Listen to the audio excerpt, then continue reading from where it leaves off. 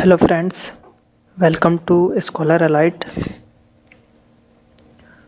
आज हम इस ट्यूटोरियल में देखने जा रहे हैं, देखते हैं हम इकोनॉमिक सर्वे 2015 एंड 16 का। तो जैसा कि हम जानते हैं कि जो हमारे वित्त मंत्री हैं, फाइनेंस मिनिस्टर अरुण जेटली, तो अरुण जेटली ने ये जो मैक्रो इकोनॉमिक सर्वे है 2015-2016 उसको पार्लियामेंट में पेश किया है। लेकिन इसको बनाया किसने है, इस सर्वे को प्रिपेयर किसने किया है?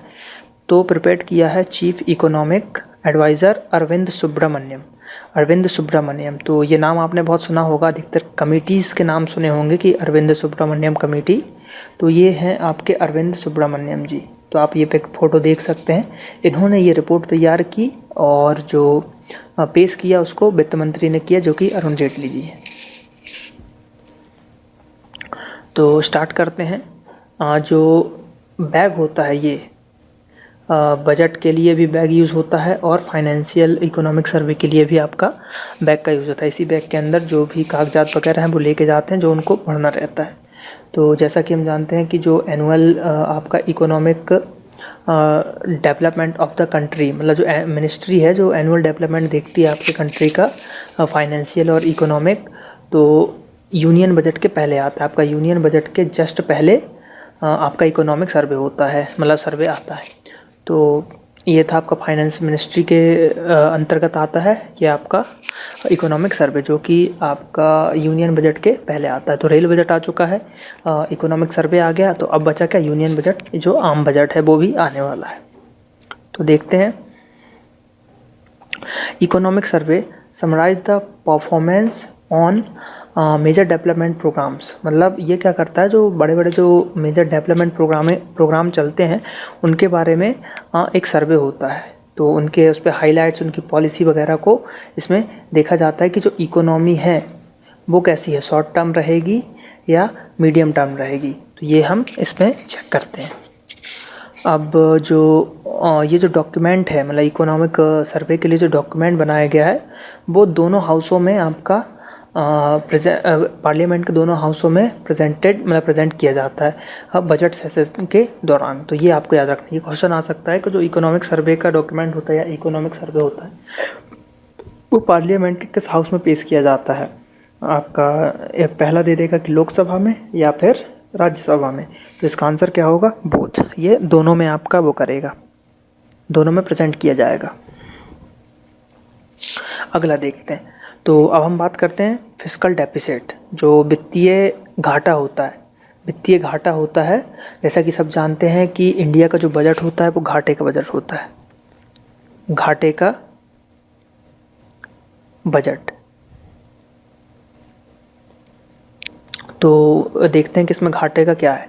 तो 2015-2016 का जो फिजिकल डेफिसिट है वो 3.9% ऑफ जीडीपी, मतलब जीडीपी जितनी भी होगी उसका 3.9% मतलब अचीव करने का वो है। और जो मतलब 2016 और 2017 में चैलेंजिंग, मतलब फिजिकल पॉइंट जो है, फिजिकल पॉइंट है वो चैलेंजिंग रहा है। और जैसा कि हमारे वित्त मंत्री जी ने कहा है कि इसको 3.5 करने की, मतलब फिजिकल डेफिसिट का टारगेट है 3.5 करना, मतलब 3.9 की उम्मीद है लेकिन टारगेट है 3.5, मतलब कम करना, फिजिकल डेफिसिट को थोड़ा कम करना है। तो ये इम्पोर्टेंट है, क्वेश्चन इन दोनों में से आ सकता है कि टारगेट कितना है 2017 तक आपका टारगेट कितना है, तो 3.5। और अगर बात करें कि कितना अचीव करने की उम्मीद है तो वो 3.9 है। तो ये दोनों क्वेश्चन आपको याद रखना है। अगला देखते हैं, इन्फ्लेशन की बात करते हैं। उतार चढ़ाव जो हमारा मार्केट में आता है तो वो इन्फ्लेशन कहलाता है। तो इन्फ्लेशन के बारे में देखते हैं। तो इसमें जो सीपीआई इन्फ्लेशन है वो देखा जा रहा है 4 से 5, मतलब 4.5 to 5% इन 2016 एंड 17। तो ये आपको देखना है कि 4.5 to 5% तक है। और जो आरबीआई है, तो आरबीआई के जो गवर्नर है हमारे रघुराम राजन जी, उनने बोला है कि इन्फ्लेशन का टारगेट जो है 5% तक मार्च 2017 में है उनका टारगेट। तो मार्च 2017 में उनका टारगेट कितना है कि जो इन्फ्लेशन रेट है वो 5% तक मतलब उसको कम किया जाए। अब देखते हैं कि जो ऑयल के जो मतलब प्राइस जो कम हो रहे हैं, तो इससे क्या होगा कि इससे जो इन्फ्लेशनरी है वो एक्सेप्शन है, मतलब ऑयल के लोअर प्राइस से मतलब इस पर आपका फ़र्क नहीं पड़ रहा है उसका। अब देखते हैं current account deficit. Current account deficit में क्या हो रहा है, तो कुछ नहीं, आपको बस ये याद रखना है कि करंट अकाउंट डेफिसिट इस बार के फाइनेंशियल ईयर में कितना रहेगा जीडीपी का, तो 1 से 1.5, 1 से आपका 1.5 क्या रहेगा फिजिकल करंट अकाउंट डेफिसिट। और फिजिकल डेफिसिट कितना हो रहा था 3.9 की उम्मीद है, लेकिन टारगेट है 3.5% का। तो ये आपको याद रखना है, ये वैल्यू आपको बहुत ही ज़्यादा याद रखनी है। तो 1 से 1.5 का जीडीपी रहेगा।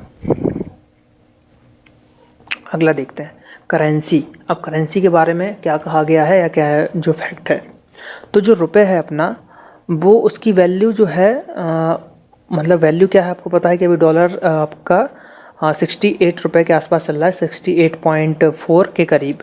हाँ, one dollar equal to 68.4 rupees के आसपास चल रहा है। तो ये वैल्यू बढ़ रही है।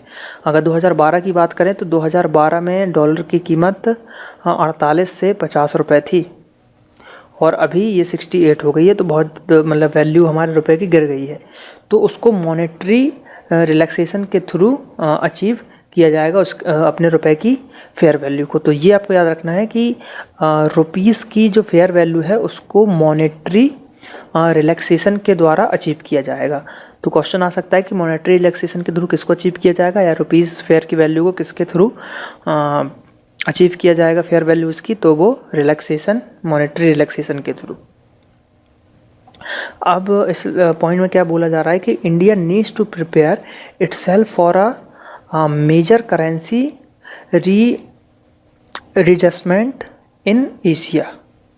तो मतलब अपने इंडिया को पूरे एशिया में अपने मतलब करेंसी के लिए रीएडजस्टमेंट करने की बहुत ज़रूरत है, क्योंकि हमारा जो रुपया है बहुत तेज़ी से गिर रहा है, 68, 69, 70 तो बहुत ज़्यादा हो जाएगा ये, तो उसको कम करने की ज़रूरत है। टैक्स में बात करते हैं। अब हम टैक्स का देखते हैं कि टैक्स में आखिर क्या बोलना चाह रहा है।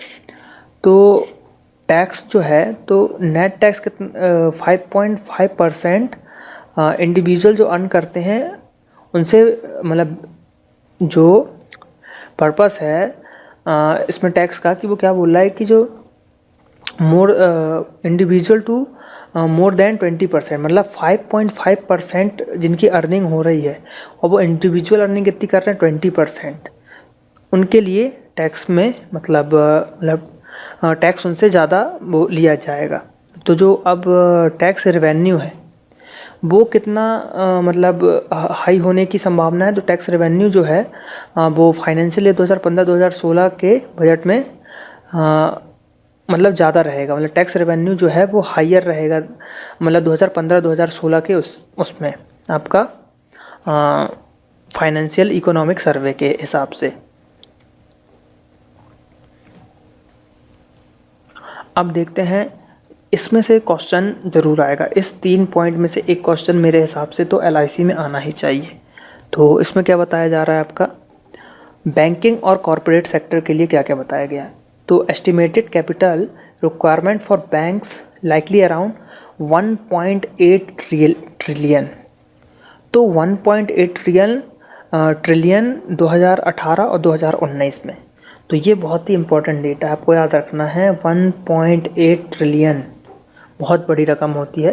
तो ये रिक्वायरमेंट है, तो ये आपको डेटा याद रखना है। अगला देखते हैं, government could sell off certain non financial companies to infuse capital in state run banks. मतलब जितने भी स्टेट के बैंक्स को रन करने के लिए मतलब अगर ज़रूरत है तो नॉन फाइनेंशियल जितनी भी कंपनीज़ हैं उनको सेल ऑफ कर सकती है गवर्नमेंट। तो ये बोला गया है। अब जो गवर्नमेंट है उसने 700 बिलियन रुपीस को बजटरी एलोकेशन में रखा है, वो भी किसके लिए, जो succeeding year in the bank, मतलब जो बैंक के लिए हैं 700 बिलियन रुपीस को बजटरी एलोकेशन में अवेलेबल कराया हुआ है।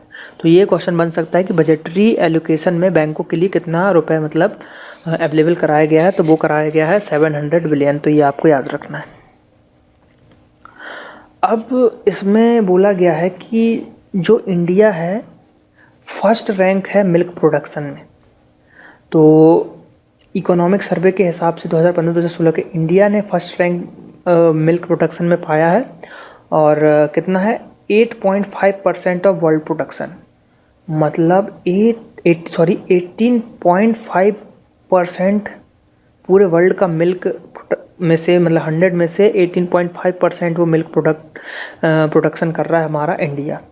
और इससे जो एनुअल आउटपुट हमको कितना मिल रहा है 146.3 मिलियन टन्स ड्यूरिंग द 2014 और 2015 में 146.3 मिलियन टन्स था। और हमको क्या हो रहा है इस बार आउटपुट मिला है 146.3 मिलियन टन, वो भी 2014-2015 में कितना मिला था 137.69, तो 9 पॉइंट समथिंग के करीब हमने इस बार गेन किया है टन्स। तो अगर मिलियन टन्स आपका इसमें हाँ ठीक है। उसके बाद क्या होगा 2013 और 2014 में जो ग्रोथ थी वो 6.2% थी। तो ये क्वेश्चन आ सकता है कि मिल्क प्रोडक्शन में कौन फर्स्ट रैंक पे है, तो मिल्क प्रोडक्शन में आपका इंडिया फर्स्ट रैंक पे है। तो ये कुछ इकोनॉमिक सर्वे के इम्पोर्टेंट पॉइंट्स थे जो कि पेपर में आने की बहुत ही संभावना है, वो मैंने आज इस वीडियो में कवर किया है। तो ये हमारे वित्त मंत्री जी ने 26 फरवरी 2014 को इकोनॉमिक सर्वे को बताया है पार्लियामेंट में, तो उसका मैंने आज आपको वीडियो अपलोड किया है, तो ये आप देख सकते हैं।